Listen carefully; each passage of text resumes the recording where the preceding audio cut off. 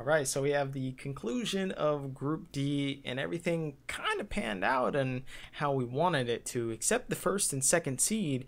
Everyone thought IG was going to make the first seed, and then Fnatic was going to make the second. Turns out it's not the case, and the Western boys kind of pulled it out and did a little bit of a stomperoni. Now, if we look at the bracket itself and how it panned out, or the group stage, you have Fnatic at first with 6-1, and they won the tiebreaker at the very end of the day. And then you have Invictus Gaming at 5-2, and everyone else down below, and G-Rex without a win. Unsurprisingly, somewhat. Like, people expected maybe G-Rex to pull off an upset on 100 Thieves. Didn't really pan out. They didn't really get a snowball going or anything.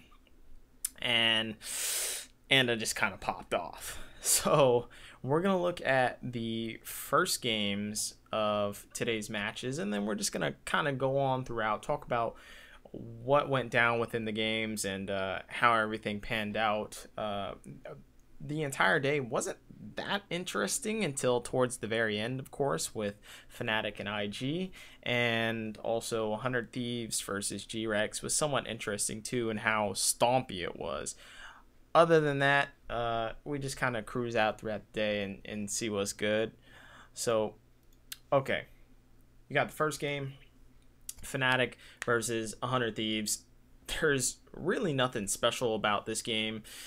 You have Caps getting Aurelia. EU analysts advise not to let this happen. NA analysts say, I don't give a fuck. We're super cocky. We don't really care. So, what do you know? We let it go through, and Fnatic basically won the game after 100 Thieves try to defend the mid-tier 1 after someone dies, and then Fnatic, they just use Rift Herald to get mid-tier 1, tier 2, inhibitor turret, and an extra little headbutt or ram or whatever onto the inhibitor. So right there, the game is just entirely lost. There's not much else to explain. Like, 100 Thieves, they really weren't able to take advantage of their range support bot lane with Aphromoo on Bard, and so you just kind of have this useless team composition a little bit. So yeah, rip. I mean, that's really about it. There's not much to explain after that. Fnatic just close out regularly, and 100 Thieves really didn't stand a chance this entire game. So let's go with the next one. G-Rex versus Victus Gaming. Now, G-Rex, clearly they wanted an early game advantage during this game, right? You take away Brox's, or oh wait, no, this isn't Brox's. Well, you get Lee Sin anyways. And you get the Aatrox, and you opt for the Aatrox side of the Urgot Aatrox matchup, right? And then Duke just ends up getting super far ahead due to Ning's pressure topside, even though he kind of still had a lead without him anyways. But let's just say, for the sake of the honor of G-Rex, that it was all Ning's jungle pressure, that's why the PK lost top lane, right? Like, let's just blame it all on the jungler, right? And so G-Rex, they end up kind of faltering in the early game. They don't take advantage of their early game picks, and then Duke gets super far ahead. And then at 1850 is when IG basically win the entire game, and there's no way back for G-Rex. And that they're able to get Rift Herald. They get 2 kills mid afterwards. They get mid tier 1, and then they get Mountain Drake. And then on top of that is fucking icing on the cake. They get a dive bot, and then they get 2 more kills.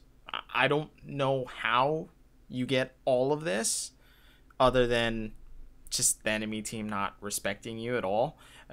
Okay, so when you get Rift Herald, you should probably respect the pressure mid, right? Because he just took Rift Herald, right? So maybe you want to kind of back off mid lane and chill out. Nope, you don't do that. You get killed mid. All right, that's fine. You know what? Okay, we were stupid. Let's just pull back and let's just play kind of safe. Let's recuperate and let's try and let's do the solo queue thing. Let's just play for late game, right? With our Lee Sin. And so then IG, they're able to get Mountain Drake, and then they go bot and they dive bot, and it's like, why are you still bot lane? Why do you not think IG is not gonna dive you bot lane at this time? Like, they're a really aggressive team, and you expect this team not to dive you bot? Like, come on, dog. So anyways, they get dive bot lane, game's fucking over. Yeah, this was a really bad game from G-Rex, because I don't know, they fail to see the times in which they're countered. You know, at the very beginning of the game, in like 450, right? Minute 450, Ning had already been counter jungled, or well, he was already counter jungling on G-Rex's blue side, and then MT tries to set up a gank mid, but then it gets counter ganked, and so then it's able to be turned around by G-Rex, because you know the mid laner ends up getting a kill onto Rookie, because he tries to stay and clear the wave and whatever, and also it's because Ning didn't help him go towards the mid path, because when Rookie went back to mid lane, he went behind the enemy blue buff on G-Rex's side, which you know is red side, right? So he's crossing back over with Candy, and so he gets chunked out during that entire time, and Ning is over there on the, you know, behind the blue buff over towards Pixel Brush on Baron, and he ends up recalling right there, and Rookie gets chunked out, and so he has to go back over and try and help him out, and at that point it's already too late.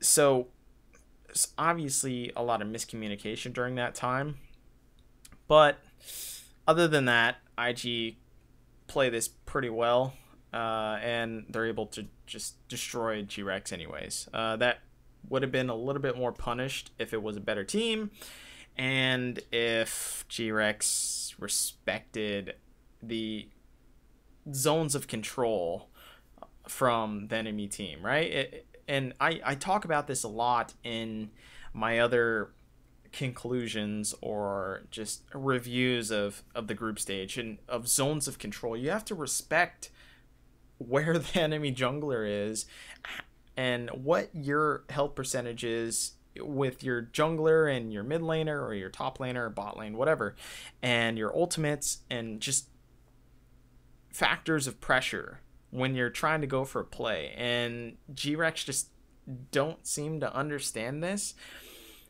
and so they end up just completely throwing the game and throwing any semblance of chance getting back into the game at 1850 when IG get Rift Herald. And there's really no excuse to do that unless you're a solo queue player that just doesn't have any communication with the rest of his team, and you aren't in comms. I don't even know if G-Rex are in comms at this point in the game.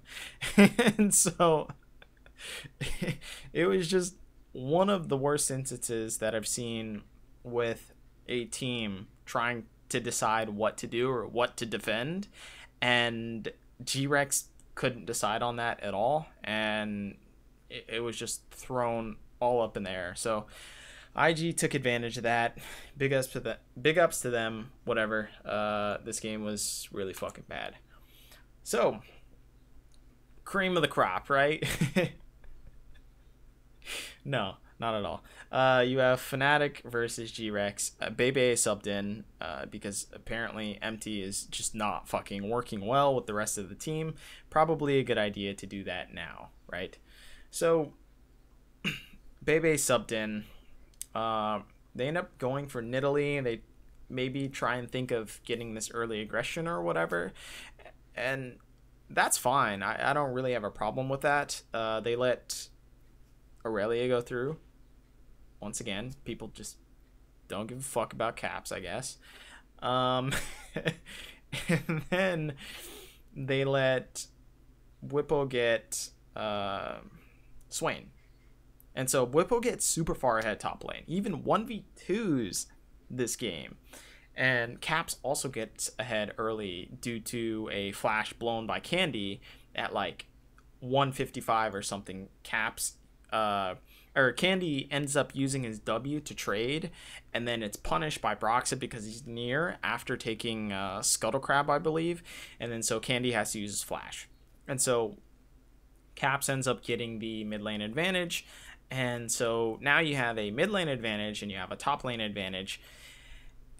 And then Caps also gets ahead. Broxa, he plays around his solo lanes and they're able to win this game out pretty quickly because, you know, Bwipo even does his 1v2 top lane and gets ahead that way as well too. So it's just a complete skill matchup that just goes awry, and Fnatic are just able to stomp this game. There's really not much else to the game. You know, Reckless and Hylissang end up surviving bot lane and end up winning that lane too. So it just all around the board, G-Rex are just outclassed entirely. Every single role is outclassed.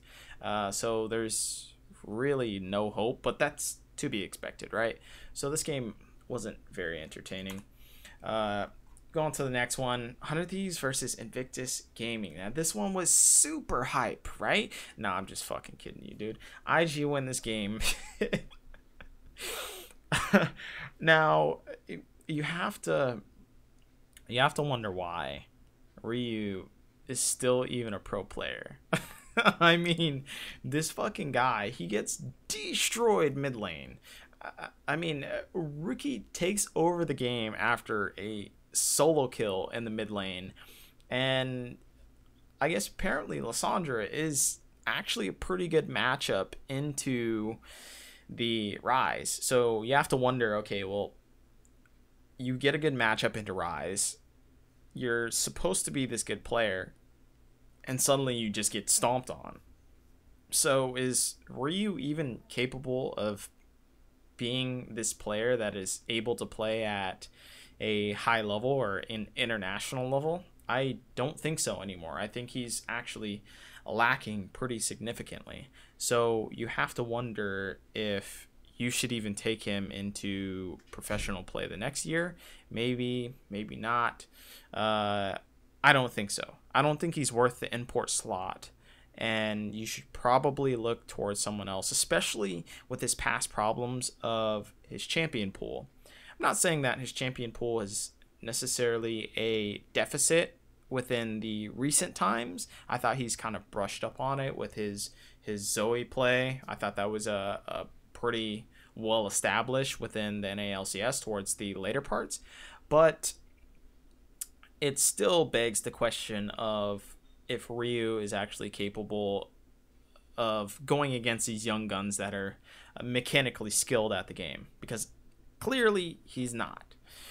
And then you have Rikara, like, clearly he just needs to go back to Academy. I mean, and that's no slight against him. This isn't the same thing about me talking about Ryu and how he's been established within the LCS era or professional play for quite a while. But Rikara just seriously needs to go back. He was rushed into this immediately, was not given a proper chance to even develop himself, and so suddenly he's playing against the best in the fucking world, and you expect him to try and go toe-to-toe with these guys, toe-to-toe against fucking Jackie Love or Reckless. No, it's not gonna happen. So it seems very unfair to expect or to blame Rikara for the mishaps of 100 Thieves, especially because 100 Thieves, they seem to just not want to play Cody Sun, probably because of attitude problems. I don't fucking know. but there seems to be no other reason because clearly Cody Sun is way better than Rikara. So there's only one situation in which you would not play him. And any analyst would tell you the same fucking thing, is that Cody Sun is leagues above Rikara. So there really is no reason not to play Cody Sun. And to give that cheap cop out of that Rikara is playing better in scrims, you know, he's doing pretty good, and nah, I don't believe that shit. It's clearly something wrong with the mentality of 100 Thieves and just the whole team cohesion and everything, and that's fine. If that is the case, okay, but say that's the case, and maybe you don't want to throw Cody Sun under the bus. I also understand that too, but it seems very clear to me that Rikara is just not up to even LCS level, let alone international play level. So that's that game in a nutshell. So now we have a G-Rex versus 100 Thieves. With this game, you can see that G-Rex want to try and dominate the bot lane because they want to take advantage of Rikara's weakness. That's fine. And then they also get Urgot matchup over the Aatrox, which actually works quite well. But then you have Onda. So Onda's ganks work almost every time during the early game. He's able to snowball his mid and bot, and then G-Rex just didn't respect the previous plays, which allowed for Onda to gank for free, even though G-Rex had previous information of those plays. So at 2:30 and then at 4 minutes is when they didn't have to give up these things, which, as I said before, when they played against Fnatic, was it? Let me go back and check. I'm pretty sure it was Fnatic. Oh, no, it was against IG.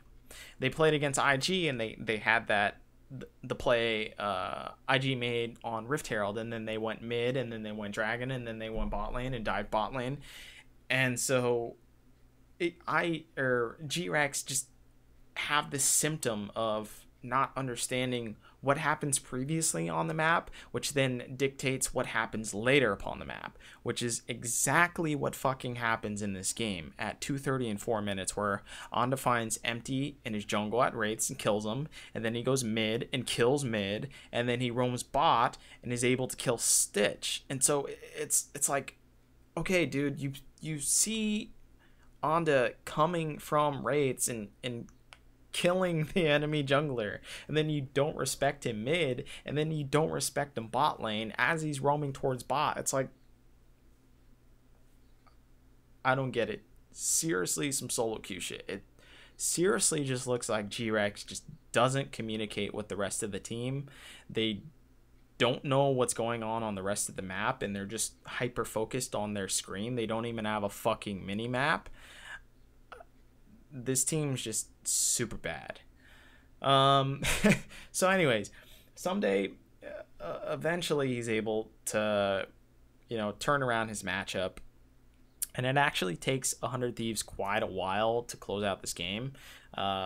Probably longer than it should have, but eventually they close it. Onda is just super beast at this point, and it's a very difficult game for G-Rex to go out on, but at least 100 Thieves, they're able to get some extra wins on the board and show that they at least aren't as bad as a third seed LMS team. That's probably the most important thing within this entire game, is that they're leaps and bounds above a third LMS team, which is very important because besides seed 1, every other LMS team sucks ass. Previously, before it was Flash Wolves and then AHQ, and it was like, okay, AHQ is not bad, but they're not necessarily good either because of their weak laners, especially with Westor sucking ass in the mid lane and not being proficient as years go on, and he could only play Fizz. But as time has gone on now, we have realized that LMS is only just the Flash Wolves region, right? That's what everyone says.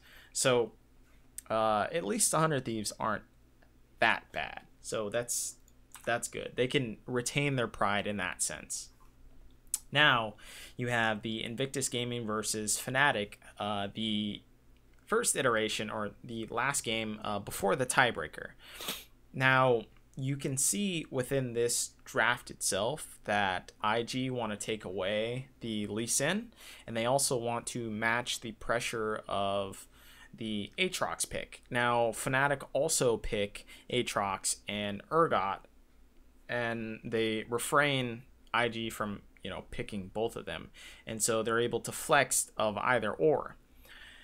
Now IG decide to go with Fiora because, well, they have the Shy in the game, and he's known for his Fiora.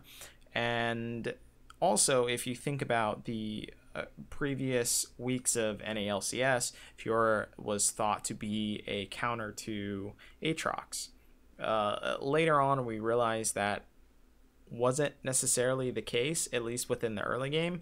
But when you have someone as skilled as the Shy, it's probably the case.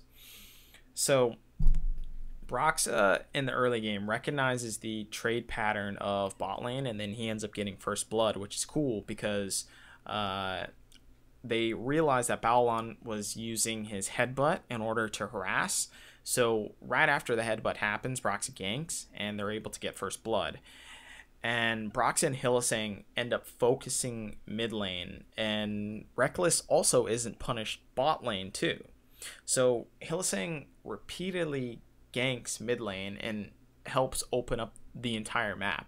Meanwhile, the Shy has a lead against Bwipo, but the 4v4 is stronger from Fnatic. So then at the Baron at 25 minutes, Fnatic, they end up just winning and closing out because their team fight is just plain stronger. They just seem to be a better team fight team. But Hylissang's play really reminds me of Smoothie, in that he's able to roam from bot lane to mid lane to help out Caps, just the same as Smoothie was able to help out Jensen. And you think about just how Cloud9 functioned in the past was that they were able to snowball mid lane Jensen, which was their mechanical god, and then just able to function from there, right? And that's not to say that that's Fnatic's only win condition, but during this game, it strongly reminded me of just Hylissang functioning the same as Smoothie, and that he would just go mid lane, open up mid lane, and then that would open up the rest of the map. And the Shy actually had a lead top, but it wasn't taken advantage of from IG because Hylissang just ended up putting so much pressure on the map and just opening up the map so quickly that the Shy couldn't really get going and couldn't end up getting side lane pressure. And so you have Fnatic just creating these stronger team fights and then closing out the game relatively quickly, which is very commendable from a Western team, because oftentimes I don't think a lot of Western teams end up taking the advantage immediately, right? It ends up being to where they aren't able to punish the enemy team so drastically, and they aren't able to realize their own openings. So Fnatic are one of the rare teams probably within Western history that is able to realize the openings that they have, punish that, and then close the game out very quickly. And with Korean teams, the best thing about them is that if they don't get punished, they're able to come back. You look at SKT. SKT is the prime example of being able to come back within a game because they just aren't punished extremely hard. Sometimes they're punished somewhat hard, but if you don't punish them to the maximum capability, they might actually come back, which is the scariest fucking thing about that team. But there is no team within Worlds currently that is SKT, which the strength of SKT is to be able to come back, and able to come back from the punishes that you weren't adequately able to do. So now to the tiebreaker. Astonishingly, Fnatic win. People were up in the air about this game, but once you see the draft, you're able to see certain functions between the team and how Fnatic, they ended up getting a Kali, but Invictus, they knew with leaving a Kali up, it's like, okay, well, if we leave a Kali up, then we're able to get Aurelia, or, we're able to get the opposing matchup of Aurelia versus Akali. So they try and go for Aurelia, and they also get the counter pick of Leona into Rakan. So it's looking pretty decent for them. And then they're able to go for the LeBlanc counter matchup into Akali, which is somewhat of a soft counter, you could say. Not really sure how that matchup goes entirely, but I know that if you put your chains across half of the entire shroud that Akali is able to do, you're probably going to hit her. It's a more than 50% because you see which side Akali is going to go onto into the shroud. So it's pretty easy. But they end up flexing the Aurelia because they see the Ornn. Anyways, getting into the game in specifics, Broxa gets an early lead for Fnatic as his first gank pans out, and then IG's gank top lane gets turned around on them as a 1v2. And so Broxa is able to get a lead for bot, and then Rookie tries to carry, but it's just completely not enough. Like he goes bot lane too, and also tries to carry bot lane, does that sick ass play, and gets a kill onto Hylissang, but it's just not enough. And so Caps ends up becoming a beast into the mid game, and Fnatic are just much more cohesive during the team fights. And so Rookie, while he did have ridiculous play in the early game, Fnatic just have better team fights. And then you have to question, are Fnatic the best team fighting team at Worlds? Like, seriously consider that. Because if you think about RNG, okay, RNG, they try and win bot lane hard, and then after that, they're a very skirmish heavy team, and then they go into late game and they rely on Uzi, right? Well, with Fnatic, it's like they just rely on the entirety of the team. It's not necessarily one person. It's very rotating on which person they rely on, but towards the very end of the game, they end up relying on Reckless a lot. But towards the middle or mid-late, they rely on everyone. So it's not entirely dependent upon Reckless during that time. So are Fnatic the best team fighting team at Worlds? I think that question leans more towards Fnatic than any other team. Like, just realistically.